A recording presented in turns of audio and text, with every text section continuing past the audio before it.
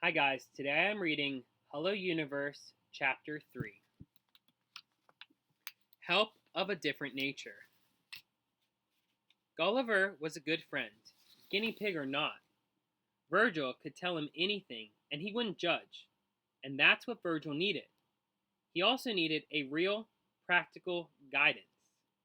He needed help of a different nature. Lola had once told Virgil a story about a woman named Diapan who'd been hungry for 7 years because she didn't know how to grow food. One day Diapan wept because all she wanted was 1 grain of rice and 1 pea pod, anything to put in her belly. She took a bath in a spring to wash away her tears, and a great spirit appeared to her with armfuls of sugar cane and rice. The great spirit gave it all to Diapan and told her exactly what she needed to do to grow more. Diapan was never hungry again. Virgil wished that she had a great spirit that could tell him exactly what to do, but he only had Karoi Takana. Virgil fed Gulliver and texted Kaori as he walked down the hall for breakfast. Under normal circumstances, he wouldn't text anyone at 7:45 in the morning, especially not on the first day of summer. But nothing about Kaori was normal. Besides, she always seemed to be awake. Need appointment this afternoon, if that's okay.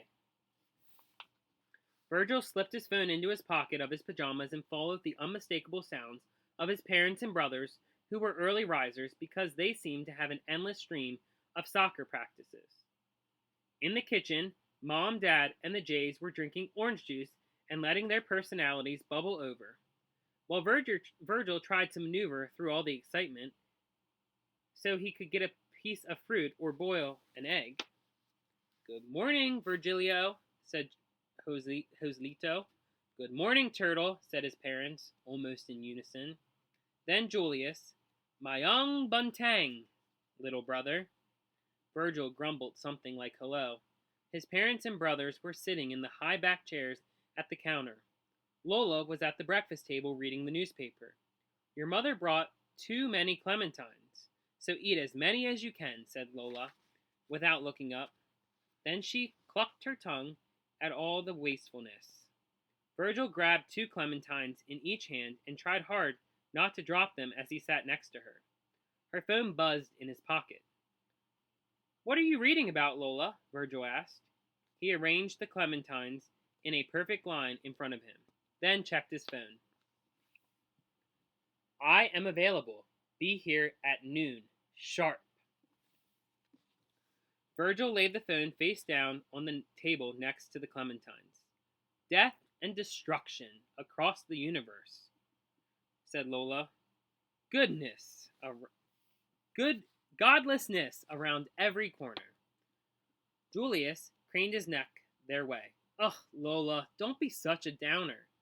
Virgil had long suspected that his brothers were crafted out of a factory that made perfect, athletic, perpetually happy children, and he was made from all the leftover parts.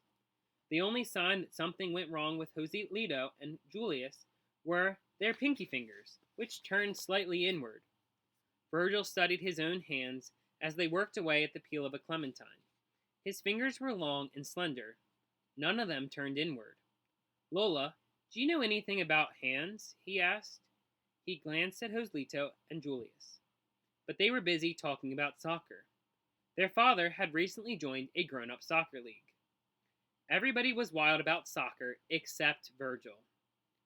Lola sat down her newspaper. "I know that they have 5 fingers each, most of the time." "What do you mean, most of the time?" "I once knew a girl in my village who was born with an extra thumb." "Really? What did they do with it?" "Did she go to the doctor and get it chopped off?" "No, her family was poor. They couldn't afford a doctor."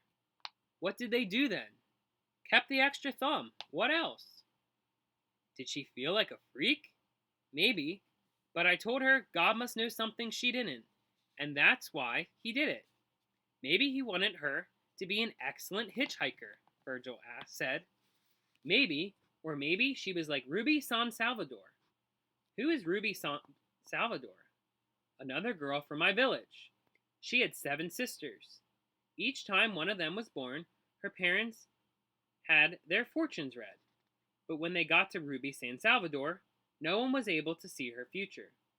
Any time someone tried, they just got a blank picture. No one knew what it meant. She walked around all the time saying, "What is my destiny?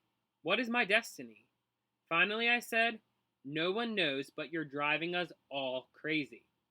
Virgil thought of poor Ruby San Salvador, watching all her sisters get something that she couldn't have. "What happened to her?" Virgil asked. "She left to go figure it out." The village got much quieter without all the questions. Lola narrowed her eyes at him. "What's this about, Virgilio?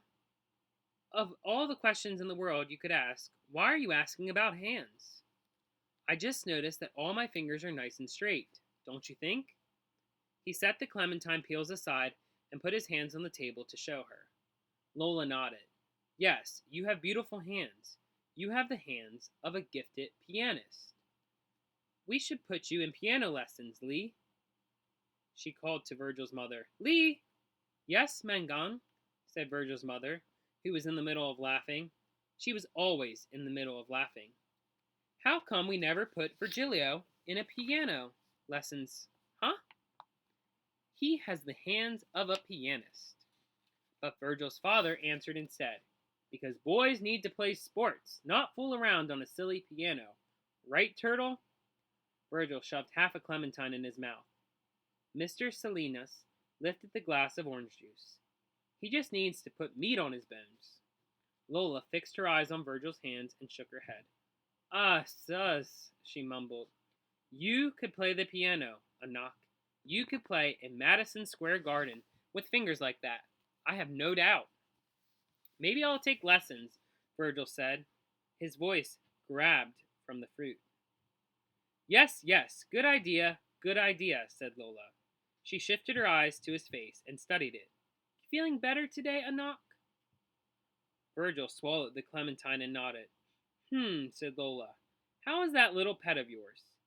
"He's okay, but last night I read online that guinea pigs are supposed to live alone aren't supposed to live alone because they're very social animals. So, Gulliver's alone."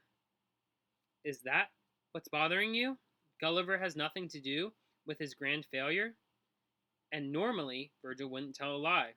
But this was a situation where saying yes would kill 2 birds with 1 stone, or feed 2 birds with 1 seed, as Kawari liked to say. He might get another guinea pig, and Lola would stop asking about his sorrowful face. So he said, "Yes." Lola nodded. She didn't understand why anyone would want a pet guinea pig, but anyone knew that it was like to be lonely.